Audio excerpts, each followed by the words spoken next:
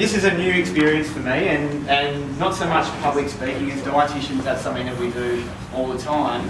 But this is a completely new experience, having so many men in front of me.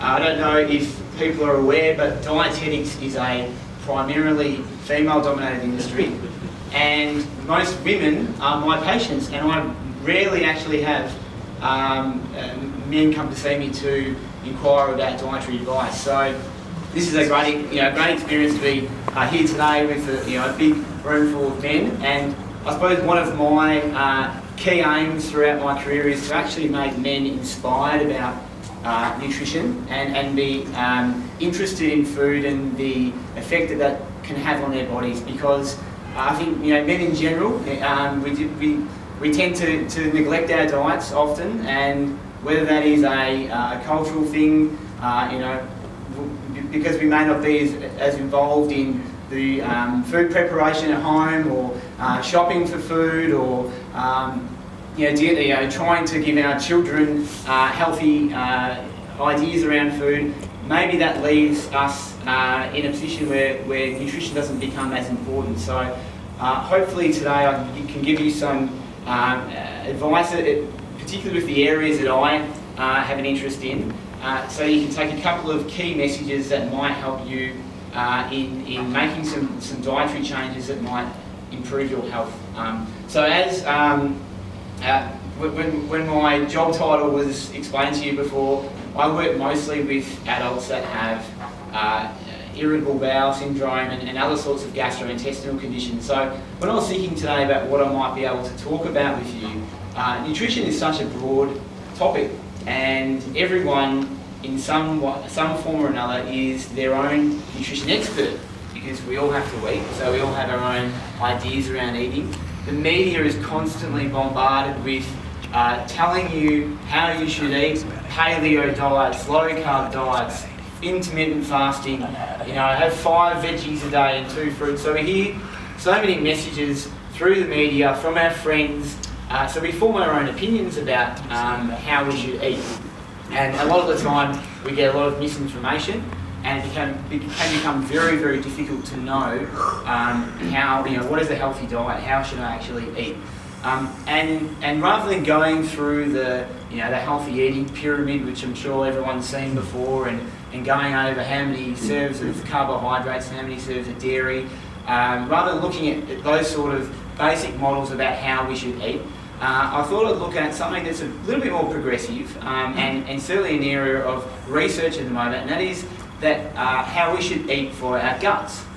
And we now know that the types of foods that you choose have a direct impact on your bacteria in your gut, and that has a direct impact on your health. So we know now that if you have a bad environment in your gut, that increases your risk of a lot of lifestyle diseases, type 2 diabetes, high cholesterol, obesity, and can also lead to various forms of cancer. So we're all here today learning about the topic of health, and we've had some great chats, looking at our mental health, and the last speaker obviously talking about our physical health.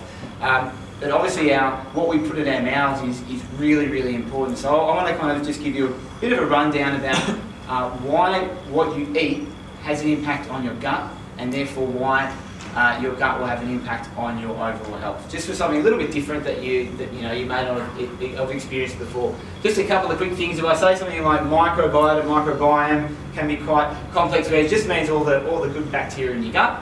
Probiotics, a lot of people might be familiar with. They're the little capsules you can get. You might have seen in a Health Plus or some ads on the TV. They're healthy bacteria that you can have. And prebiotics are the food for the healthy bacteria in your gut. So this is, the emphasis on the gut bacteria is becoming more and more pronounced. We're doing more and more research, and we now know that what you eat is not just about how much carbs or how much fat or how many calories. It's actually the whole sum of the food. What else is in the food that actually is really important for our health? And it doesn't just come down to nutrients or vitamins or minerals. It actually comes down to a lot of the things that our body can't digest. So recently we've been looking at a lot of research showing that additives and preservatives, which are obviously something that's that are in our food supply in abundance are actually not good for our gut at all. We've also been doing some research and finding out that things like artificial sweeteners are not good for our gut at all. So there may be some of you out there that are trying to cut down on sugar, and someone might tell you, okay, how do you cut down on sugar? Have a Diet Coke, or have a biscuit that's sugar-free. But what are we putting in those foods that are making them lower in sugar? We're putting in an artificial sweetener, which is actually something that our body doesn't particularly do well with. Now, what recent research is showing us now is that actually these sorts of additives and preservatives that are in our modernised food supply actually have an impact on our gut bacteria, and that then puts us at risk of type 2 diabetes, obesity and other lifestyle diseases as well. So isn't it funny that we tell people who might have diabetes that they should be going on sugar-free, when in fact those sugar-free foods are actually making their diabetes potentially worse. So I suppose one of my main messages that I want you guys to take home today is that processed foods that are in our food supply at the moment, whilst there's still a lot of research that's required, they are actually probably not particularly good for us. And it's because they have a big impact on our gut bacteria. So what can we actually do to improve our gut bacteria? Well, obviously trying to reduce our intake of processed food is a good starting point. But also trying to look at the core foods in our diet, the whole foods in our diet. So fibre is something that we probably associate with constipation. If we're finding it difficult to go to the loo, we might try and up our fibre intake. And another thing that comes around with men is that they don't often talk about their bowels. Women love talking to me about their bowels. They absolutely love it. Particularly the older women, they come in, they'll tell me about how they've had a really good shit yesterday. They haven't had one yet, but they're hoping it's another really good shit. And so, I get a lot of good conversation from women around their bowels, but men often don't talk about it. And bowel health is very, very important. So increasing the fibre in your diet is really, really important. It's not just about the fibre helping to clear things through, it's actually about feeding the good bacteria in your gut as well. Alcohol and sugar have a really big impact on our gut bacteria, and obviously in a negative way. Probiotics is something I'll very briefly brush over, but they can have a positive effect. And some of my work is actually with fecal transplant. Has anybody, put your hands up, anyone's heard of fecal transplant before? So that's when you take healthy shit and you put it in an unhealthy body, and that you get all the good bacteria, and that completely changes people's health. We're now doing that with people who are overweight, and it's helping them lose weight, believe it or not.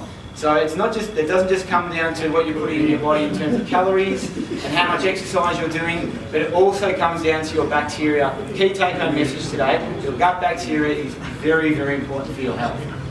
You don't got antibiotics on that.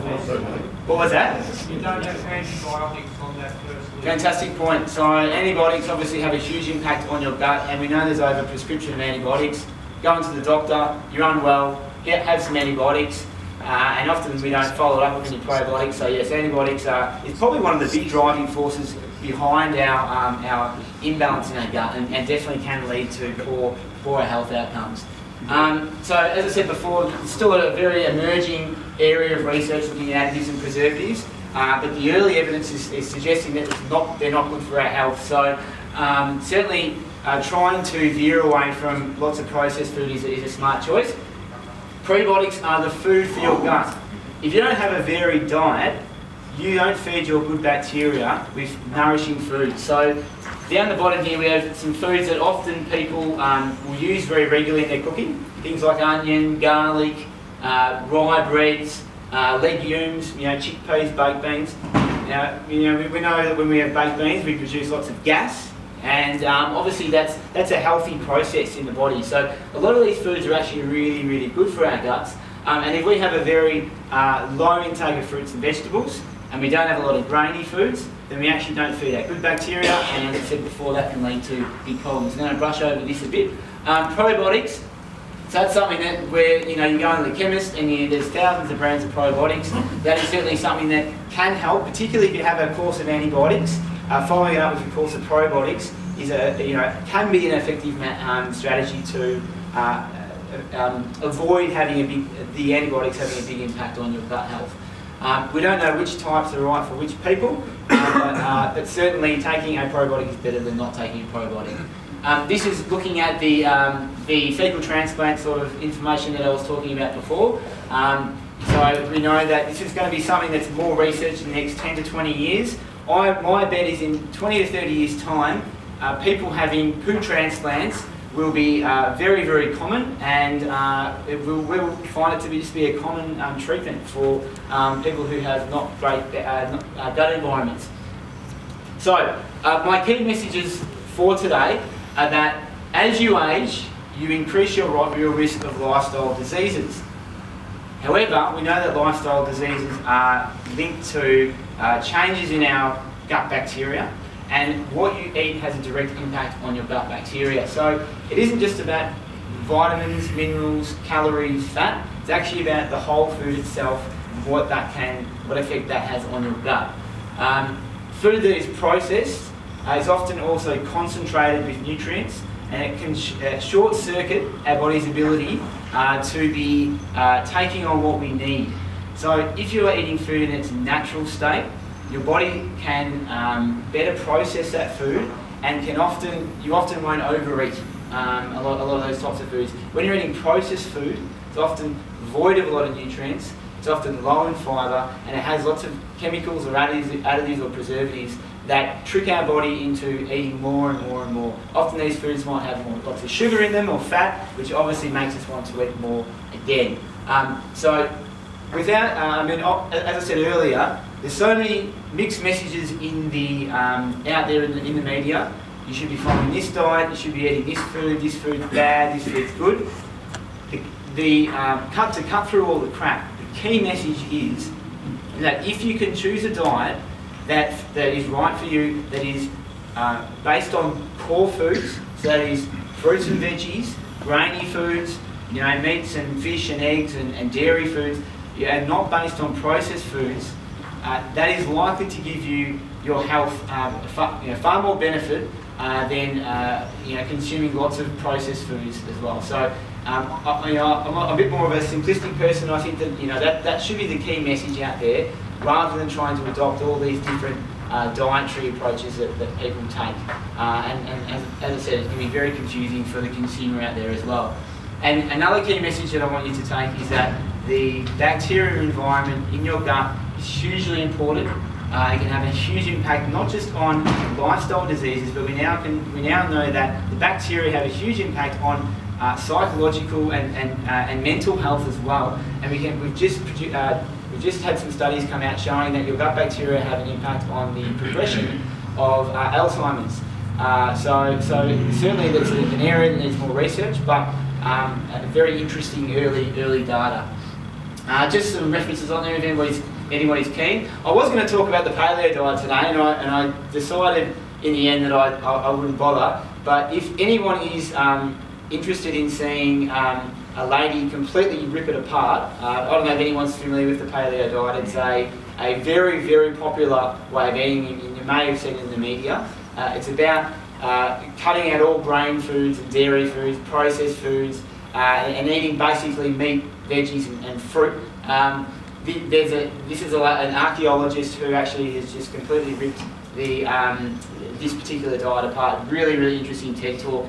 I know there was someone talking about a TED talk earlier, and I'll make sure that you guys get this if anyone's interested in looking at how we're actually breaking down common diets these days and trying to get a more simple message across to people, rather than putting all these restrictions on people and expecting people to eat diets that aren't really sustainable or achievable for many people as well. Yes, that's it for me today. Thanks, gents.